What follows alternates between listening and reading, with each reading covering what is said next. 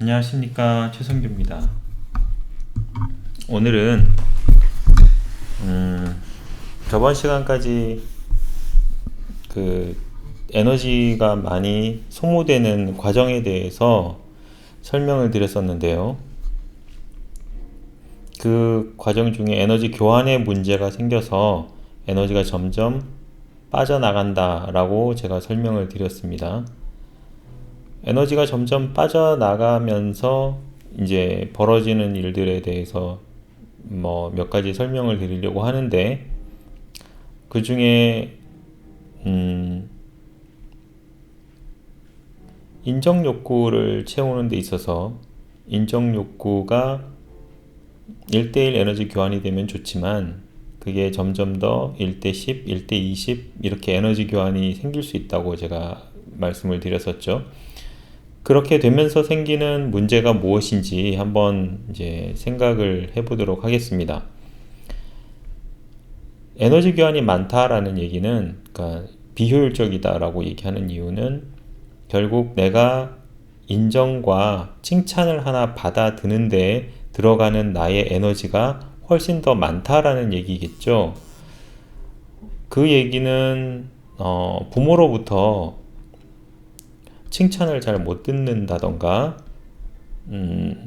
뭔가 칭찬을 들을 기회가 없다거나, 아니면 뭐 부모의 불화로 인해서 굉장히 소외 또는 방치되어 있다거나, 뭐 그런 식의 문제가 생길 수 있다라는 거죠. 또 어떤 경우에는 부모가 자녀를 좀 많이 비난하는 경우에도 자녀가 부모의 칭찬 또는 인정을 받기가 굉장히 어려워져요. 또는 뭐 냉정한 경우, 그냥 아무 말 소리 안 해도 조금은 그런 경우가 또 많이 있다라는 것을, 그런 경우를 제가 많이 봤고요.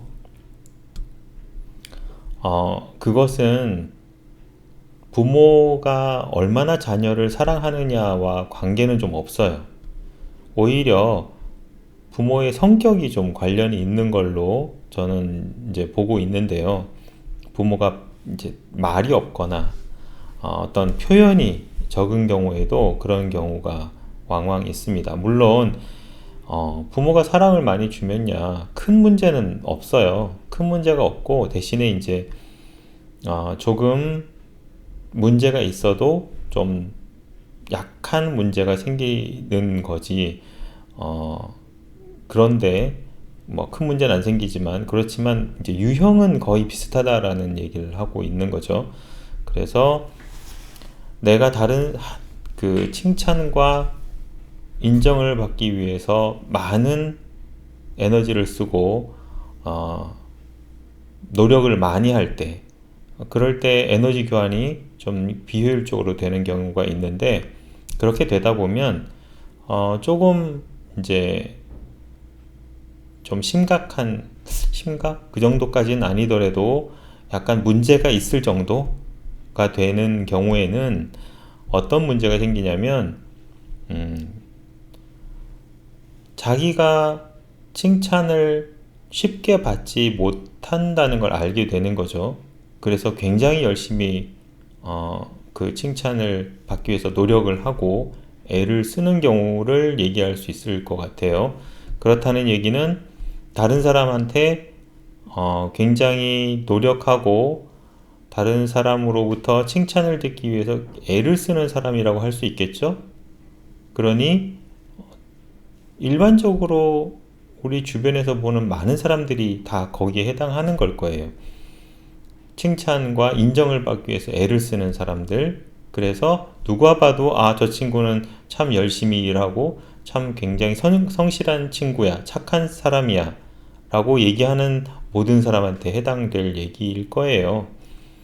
그렇다는 얘기는 일반적인 어느 정도의, 그러니까 우리 무뚝뚝한 부모들 밑에서는 한 이 정도 문제는 당연히 생긴다고 생각을 할 수 있겠어요. 그러니까 그럴 때 내가 칭찬을 하나 더 듣기 위해서 노력을 하다가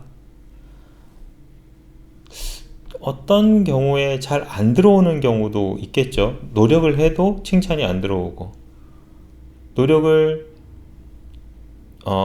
자기가 생각하는 것보다 훨씬 많이 노력했는데도 잘 안 들어오다 보면 나중에는 칭찬을 받기 위해 노력하는 게 아니라 오히려 비난받지 않기 위해 노력하는 상황으로 이렇게 이 성질이 좀 바뀌게 돼요.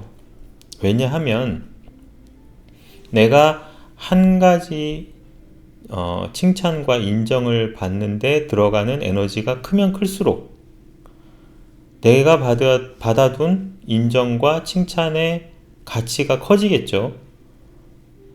그렇게 되면 오히려 반대로 그 칭찬과 인정을 받기 위해서 노력했던 나 스스로의 가치는 상대적으로 떨어지는 경우가 생겨요. 그렇게 됩니다.